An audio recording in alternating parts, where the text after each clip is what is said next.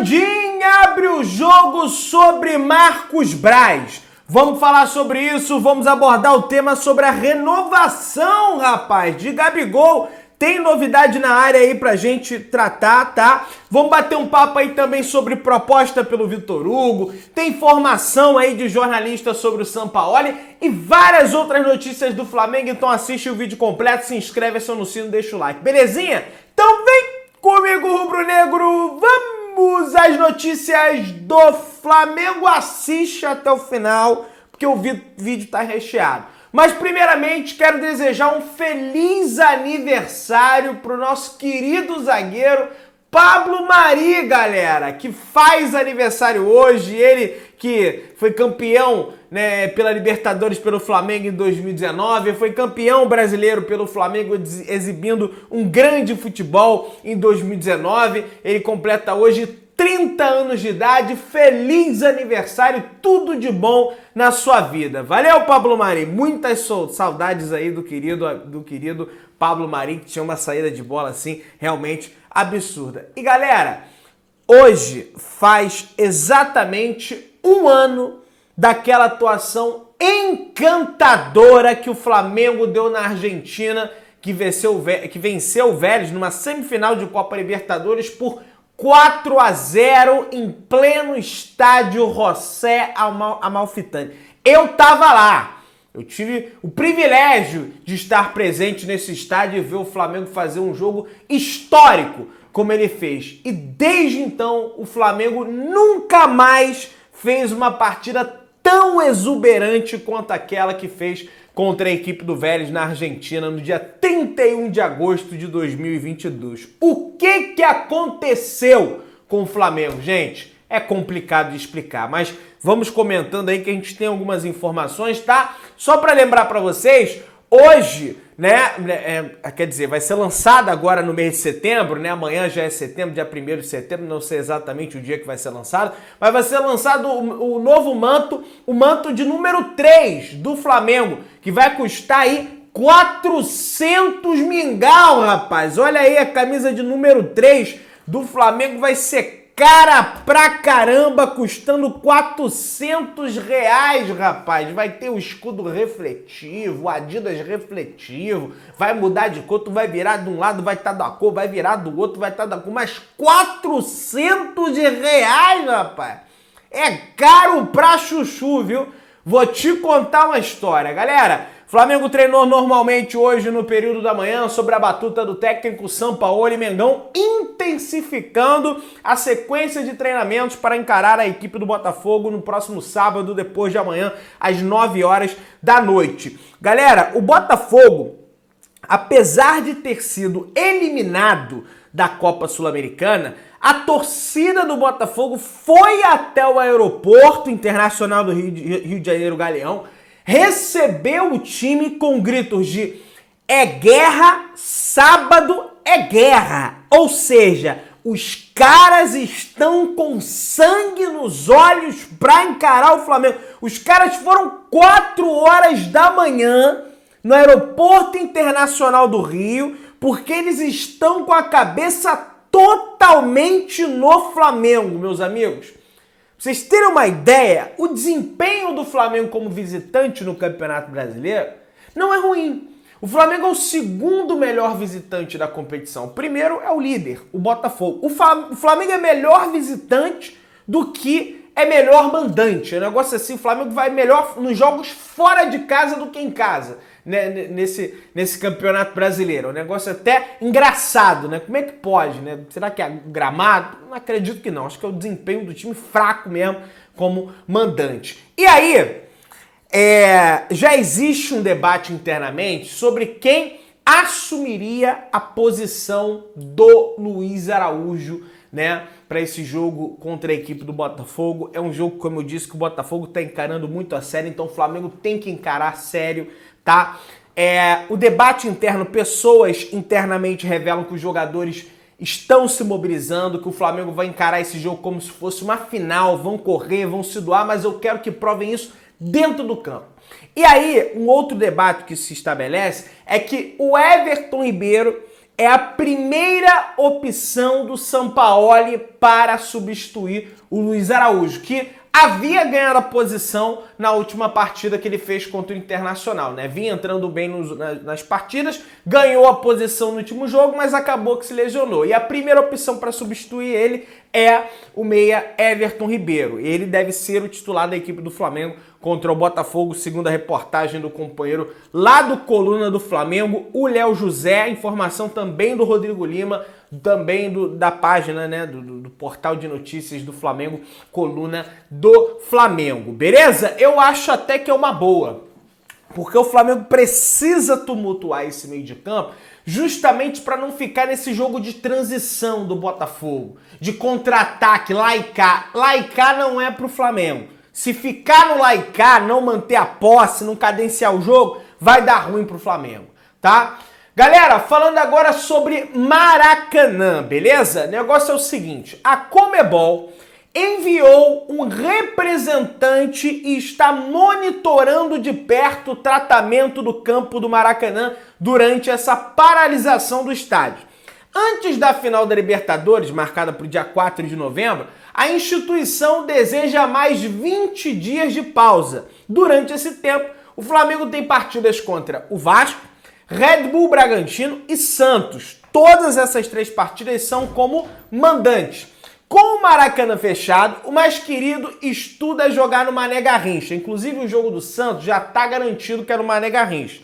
Vasco e Bragantino também devem ir para o Mané Garrincha, mas ainda não estão garantidos, tá? Vai lembrar que o Maracanã vai reabrir apenas no próximo dia 17 de setembro para o jogo de ida da Copa do Brasil contra o São Paulo, jogo importantíssimo aí do título mais palpável para o Flamengo nesse momento, que é o da Copa do Brasil, o Campeonato Brasileiro realmente ficando aí cada vez mais distante. E uma outra situação no Maracanã, informação do querido amigo Rodrigo Matos, trazendo lá no UOL Sport, após o TCE liberar a licitação com regras determinadas, a dupla Flamengo e Fluminense já faz cálculos financeiros de como será a gestão definitiva do estádio caso ganhe o processo licitatório, porque é um processo licitatório, né? Não sei exatamente quais são os concorrentes da dupla Fla-Flu, né?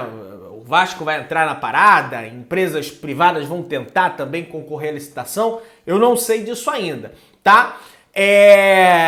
Bom, vamos torcer para que ande disso aí, mas isso aí também demonstra cada vez mais que o Flamengo não vai abrir mão do Maracanã.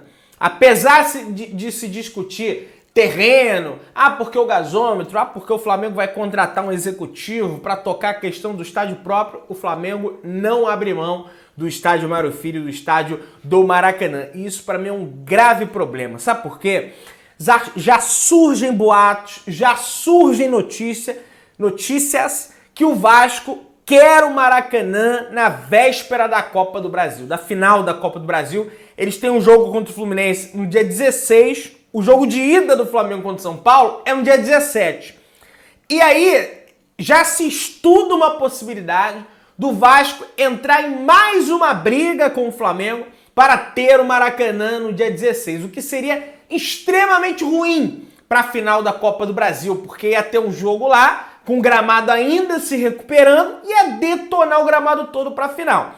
O legal é que eu vi o Pedrosa publicando, o Vene também publicando, que parece que o Vasco está em negociações com o Botafogo para jogar esse jogo contra o Fluminense lá no estádio Newton Santos. Eu tinha até informação, né, que o Vasco não queria jogar num gramado sintético, porque os jogadores do Vasco não estavam habituados a esse tipo de gramado e coisa e tal. Mas como eles não têm São Januário, a justiça vetou de vez, interditou de vez o acesso deles em São Januário, né? E para não entrar em mais um desgaste, mais uma briga com o Flamengo, com o Fluminense, aí tem a questão do lado do estádio, parece que eles vão tentar uma negociação com o John Textor, que já se mostrou solícito até mesmo ao Flamengo para ceder o estádio, né, em determinados jogos. Eles devem ceder o Engenhão para a equipe do Vasco. Tomara que isso aconteça realmente, para eles não ter que jogar lá no dia 16 no Maracanã, e aí no dia 17 tem a final da Copa do Brasil. E não adianta. Se os caras entram na justiça, os caras conseguem. tá? Não adianta. E aí, pra mim, que vai o erro do Flamengo e não correr logo atrás desse estádio próprio, apesar de todas as notícias aí de que vai ver o terreno, contratar uma pessoa e coisa e tal. Enfim. Pessoal, é o seguinte, a soberba está imperando do lado do São Paulo. Cicinho, ex-jogador do São Paulo e hoje comentarista de futebol, falou o seguinte: o Flamengo não ganha nem para o ímpar. O São Paulo já saiu da fila da Copa do Brasil. É taca lá e taca aqui. Lá no Maracanã a gente vai com o time reserva, porque a gente dá conta. E aqui no Morumbi com o time titular e a gente arrebenta, falou o Cicinho durante o SBT Esportes. Realmente, né, o São Paulo está bem confiante numa vitória contra o Flamengo. Tem vídeos circulando pelas redes sociais do Luciano comemorando de forma efusiva, né, que eles vão decidir no Morumbi, né? Ele manda mensagem até de áudio para uma pessoa: aí, pai, nós decidimos em casa e coisa e tal, bababá. E eu gosto disso. Porque o Flamengo, apesar dele vir vencendo nos últimos anos, o Flamengo, antes dessa etapa vencedora, sempre se notabilizou um time que cresce na crise. Quando todo mundo duvida do Flamengo, quando todo mundo acha que o Flamengo vai perder, coisa e tal, o Flamengo vai e dá a volta por cima. E tomara que isso volte a acontecer na final da Copa do Brasil. Esse é meu fiozinho de esperança, porque realmente o nosso momento tá bem difícil, meus amigos. Luciano lá, né, ele comentou lá, né, dizendo que já ganhou não, mas comemorando o mano como já tivesse vencido do Flamengo. Jogador do São Paulo, hein? Jogador do São Paulo. Pessoal, vamos comentar uma notícia aqui do jornal O Globo, que envolve o Conselho do Flamengo. Tá aqui, ó. O Conselho Deliberativo do Flamengo convocou sócios para votação no dia 14 de setembro sobre emendas ao Estatuto do Clube que impactam diretamente nas eleições 2024. Entre elas, a ampliação de mandato do presidente, de 3 para 4 anos em mandato único. Olha aí, o outro substitutivo prevê a proibição de candidatos que ocupem cargos políticos. A primeira mudança poderia beneficiar o atual presidente Rodolfo Landim, que tem o seu mandato até 2024, e não poderia ser reeleito. Grupos de apoio sugeriram adequar a possível mudança ao atual presidente, mas houve resistência, pois ela só valeria para o próximo dirigente que assumiu o clube. Então existe esse debate hoje de aumentar o tempo de trabalho, né, do presidente em exercício. Hoje o Flamengo trabalha com triênios, de a cada em 3 anos tem eleições no Flamengo. E tem direito à reeleição. O Landim, por exemplo, vai completar 6 anos, daqui a pouco, que ele é presidente do Flamengo, e aí ele vai ter que deixar o cargo. Caso o Conselho Deliberativo do Flamengo aprove essas emendas, e aí o que está sendo discutido vai valer já para o Landim ou vai valer para o próximo? Isso está sendo debatido também, mas caso, né, já entre em exercício agora essa emenda para o Rodolfo Landim, ele não terminaria o seu contrato no final de 2000... O seu contrato não, o seu cargo, ele não terminaria o seu mandato, melhor dizendo, no final de 2024, e sim no final de 2025. Ou seja, ele teria mais um ano como presidente do Flamengo, e o Flamengo só teria eleições em 2025. É algo bem delicado a ser debatido, vai ter essa votação lá no dia 14 de setembro, né, daqui a mais ou menos 2 semanas, e a gente vem aqui e atualiza vocês sobre isso, que é algo, olha, bem... E eu acho que vai ser aprovado, tá? Eu acho que vai ser aprovado, porque o Conselho Deliberativo do Flamengo geralmente vem aprovando essas situações aí, eu acho que vai acabar sendo aprovado, tá? Enfim, palpite, vamos ver o que vai acontecer.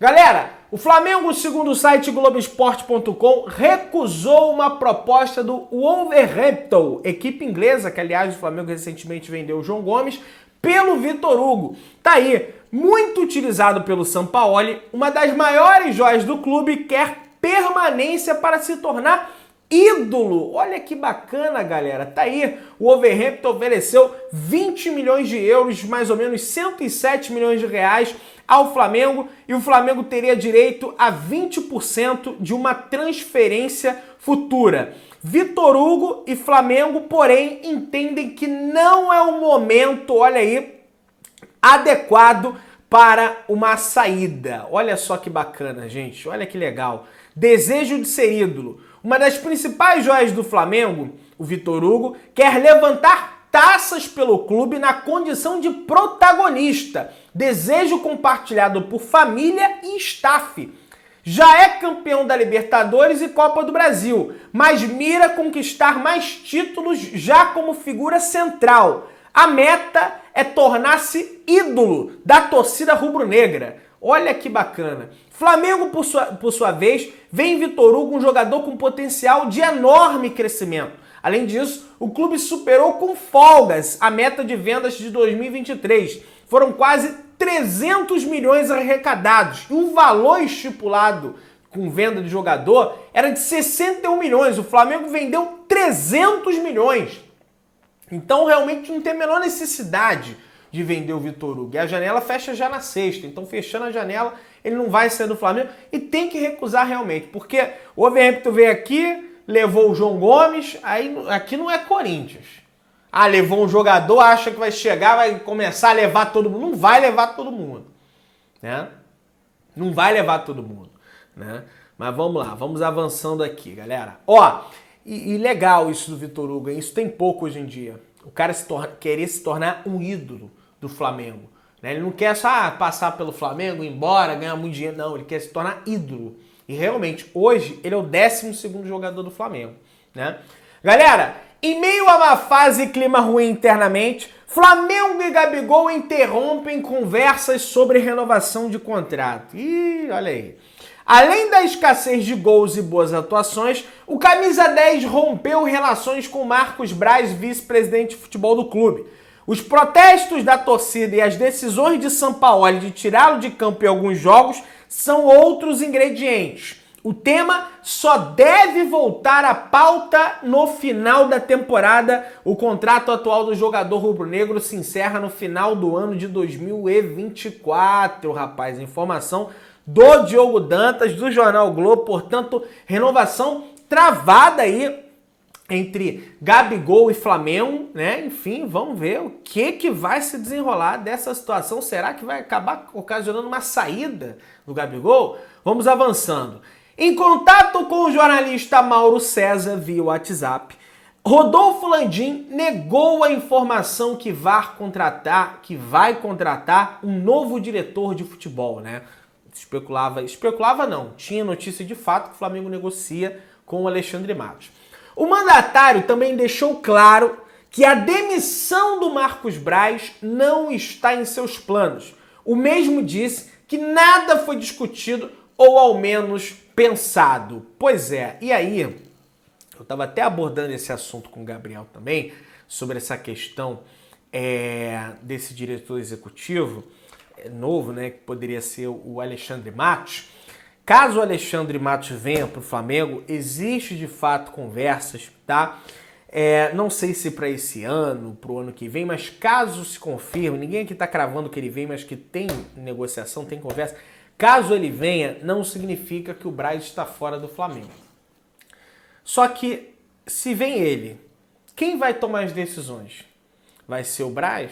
Vai ser o Matos? Vai ser o Spindle? Então aí tem um outro problema, um outro ingrediente. Será que o Marcos Braz vai aceitar que venha um cara de fora e interfira no trabalho dele? Ou então tenha mais influência que ele ali no dia a dia do futebol do Flamengo? Né? Mais influência que o Spindle? Tem essas questões também. Como é que vai funcionar isso? Né? Então o Landim nega a situação, tá? A princípio, tá? A princípio.